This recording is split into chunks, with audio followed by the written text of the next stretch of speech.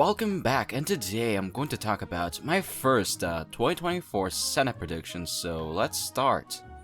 And there we go. So first of all, I do have Warnock winning by a lean margin, of course, so we have to get that out of the way. And now for the more close safe states, firstly, in Maine, I do have Angus King barely winning by a safe margin, while in Nebraska, and the special seat, which is held by Ben Sasa at the moment, not that much of a difference. No matter who the next senator will be in Nebraska, it's going to be a red state for sure, so not even competitive at all now. In the Midwest, Josh Hawley will win here. I think it will be quite a similar margin to what we saw in 2022. I do think 5% is not on the cards for Josh Hawley, and I do believe Josh Hawley will win here by, it could be 12% to 14%, but it's just way too early to talk about margins. While in Tennessee, Marsha Blackburn will likely win by more than what she won in 2018, of course. So, and yeah. While for Indiana, which is a bit more interesting, because if we go to Indiana in 2024, Mike Braun is extremely likely to retire after and will not run for a second term. This is due to the fact that he will run for governor almost certainly, and this will leave a lot of options open for many people. So here are the candidates. It's really too early to see who will be the next senator from Indiana, but whoever it is, it's going to be a safe win for the GOP. And now for Minnesota. So Minnesota in 2018 was a landslide win for Amy Klobuchar. As you can see here, it's likely not going to be as big as 2018. It's going to be a smaller margin of a win. But no matter who she goes against, the state of Minnesota will go to Amy Klobuchar by a safe margin. And that's it for the safe states. So let's just go to the likely states, and let's start off in New Jersey. So New Jersey, if you don't know too much about politics, Bob Menendez, really known for having a lot of corruption issues, which has not affected him from winning a seat here, for example. And if we go to New Jersey, there isn't any major Republican nominees except Dr. Oz, I think. How did someone put this here? But they do have Dr. Oz, Cruz, and Oz potentially running, but I heavily doubt that Dr. Oz runs in New Jersey, even though that would be a huge meme. And I do think Bob Menendez will win here. It could drop to lean D if things really get ugly and he's like investigated even more, or allegations come out against him. But no matter what, New Jersey is just way too blue, and Menendez will easily win here. And now let's go to Virginia. So Virginia, it usually would not be or have a chance at being competitive. You can see right there 2018, but there is a small chance that Glenn Youngkin runs. But it does give me the same vibes that we got in 2022, that a lot of people expected Governor Sununu of New Hampshire to run for Senate, but that just didn't happen because it's just a bad idea to go from governor to a senator in the middle, not in the middle of a term, but yeah, you understand what I'm talking about. So there is the chance that Glenn Youngkin runs for Senate, but it just wouldn't be the brightest of ideas. I do think Tim Kaine, if I'm not mistaken, yep, correct, Tim Kaine will win here. It could be a safe margin, could easily be that, just like New Jersey, but I'm just gonna put it as likely. And now for New Mexico. So New Mexico, in 2018, it was really interesting because Johnson ran. If you remember correctly, yeah, Gary Johnson actually ran in 2018. Now in 2024, I don't think there is anything about New Mexico, but Martin Heinrich will win here. The Democrat, of course, he's the incumbent, and he's probably gonna win here by, it depends on who is the GOP nominee.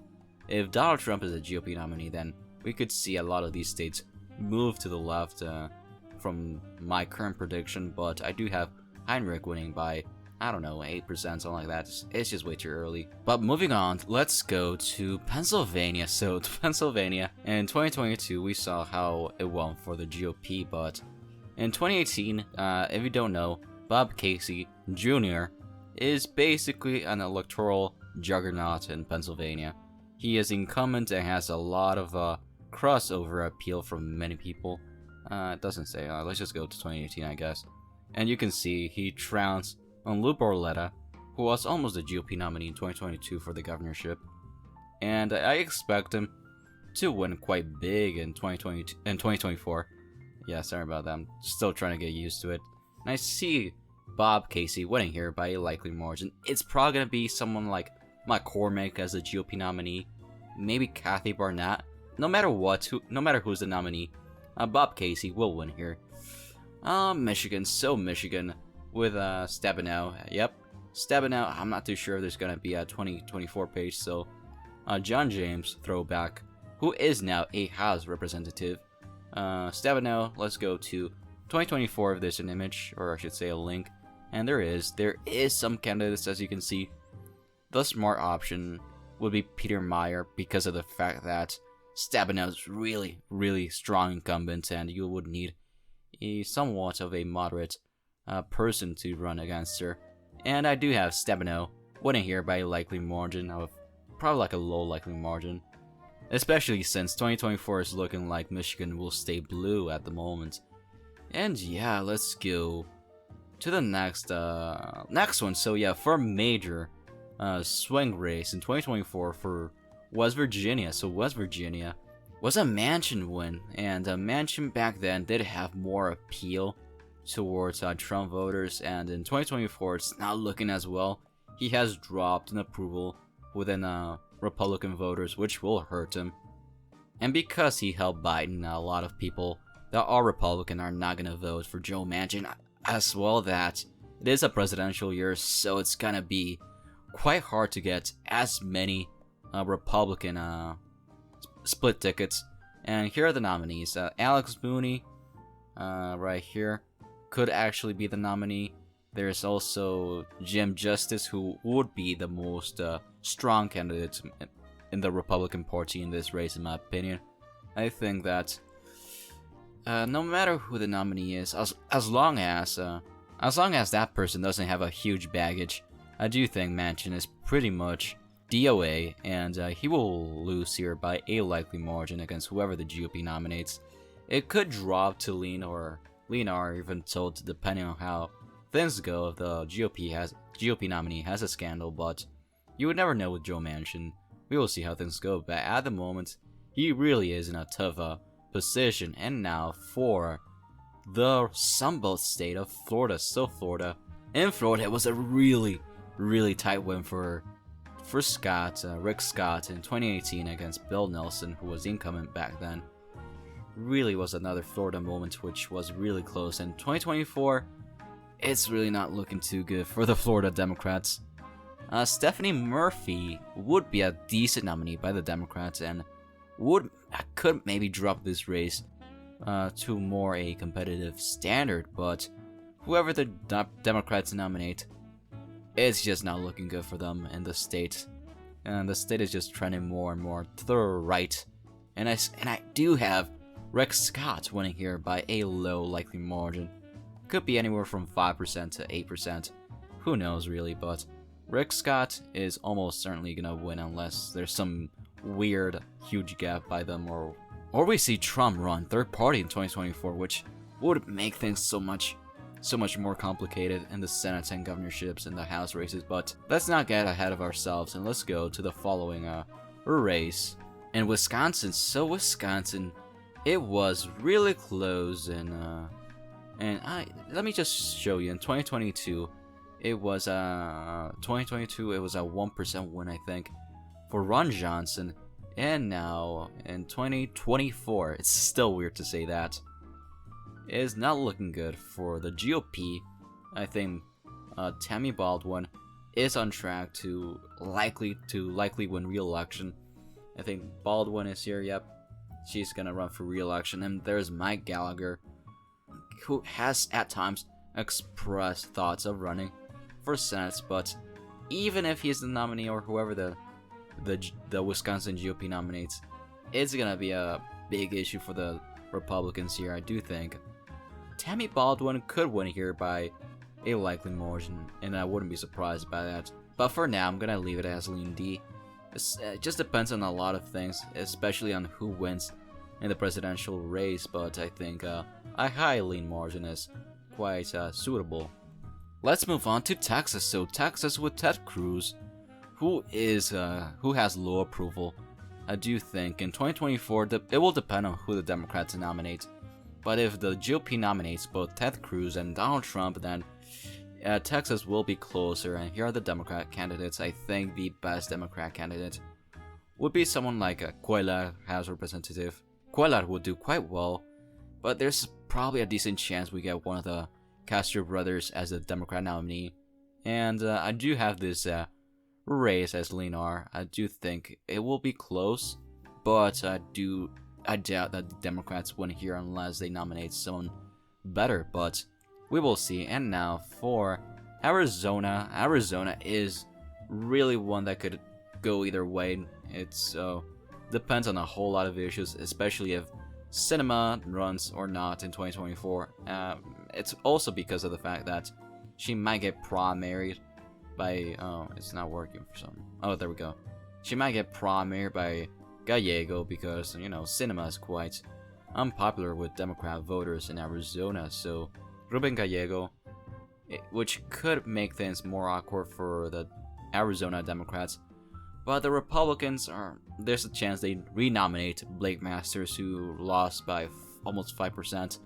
In 2022, there's also the chance they nominate Andy Biggs or Doug Ducey. Doug Ducey would win in Arizona, but I doubt he gets the nomination. And whether it's Gallego or Sinema, I do have them winning in by a lean margin. I think the independents, especially if we have a Carol Lake or Blake Masters sort of a Republican running in 2024, they will go to the Democratic Party. And now for Nevada. Nevada is a funny one because the nominees are quite interesting, to say the least. So Jackie Rosen is the incumbent Democrat at the moment, and she will face re-election, and the only Republican nominee at the moment is Rick Harrison.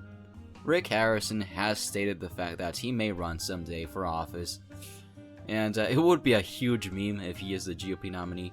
There's also the chance that we get let me go here. We get Adam Laxalt rerunning again in 2024. That could happen again. But there's also the chance that the GOP nominates someone who got like second place in the primary, and that was Sam Brown. You may see a lot of people that got second place in a primary in 2022 become the nominee, because that's how politics works. And Sam Brown could be the nominee, but we may actually see Rick Harrison run for Senate, which would be a huge meme. But no matter what happens, I do think Rick Harrison is more like a governor sort of a candidate. But no matter who the GOP nominates, whether it's Adam Laxalt for a second time or Sam Brown, I think Jackie Rosen will win here by a low lean margin. And yeah, and now for, in my opinion, the two closest states and the two toss-ups in this Senate election season, that would be in Montana and Ohio. So let me start off in Montana. So Montana, Jon Tester has always been known as the guy that always somehow pulls it off. In 2018, he won here by 3% against Rosendale, who is a pretty meh GOP candidate, and the GOP is lacking in Montana, by the way, which makes this more easier for Tester. I think Rosendale, I would give him like a C tier of a candidate, while Zinke, or I don't know how Ryan Zinke or how you say his name, he would be the worst candidate for the GOP to nominate, in my opinion. I think he lacks with independent voters and would sink the ticket to a certain extent.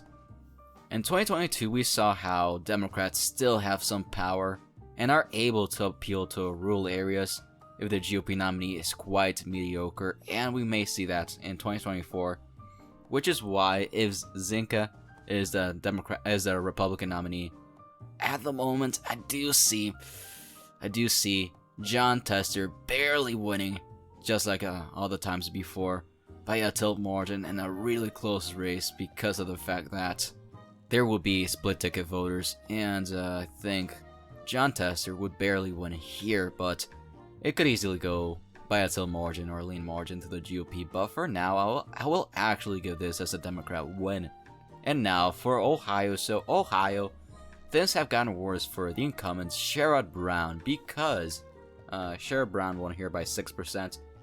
And the reason why I say that is that Josh Mandel, who got second place in the 2022 GOP primary and was the most likely to get the nomination because that's how things are, actually dropped out. So that's a really bad sign because Josh Mandel was by far the worst candidate by the GOP, and this just spells out bad news from the get-go to Sherrod Brown. The nominees are Matt Dolan at the moment, who is thinking of running. There's also Frank LaRose. I think LaRose probably has the best chance of being the nominee at the moment, but whoever it is, whether it's LaRose, Davidson, yeah, there's also Davidson, or Dolan, or whoever, it's just gonna be quite hard for Sherrod Brown to win here. I do have the GOP picking up this seat and winning by a tilt margin. Just like Montana, it could go either way. Both of these could go Republican, or both of these could go Democrats, or in my opinion, the most likely scenario is that one of them goes Democrats and the other one goes Republican. And as you can see, for my first 2024 Senate prediction, the GOP barely wins with 51 seats against the Democrats' 49 seats. Thank you so much for watching. Please like, share, and subscribe. Stay tuned for the next video.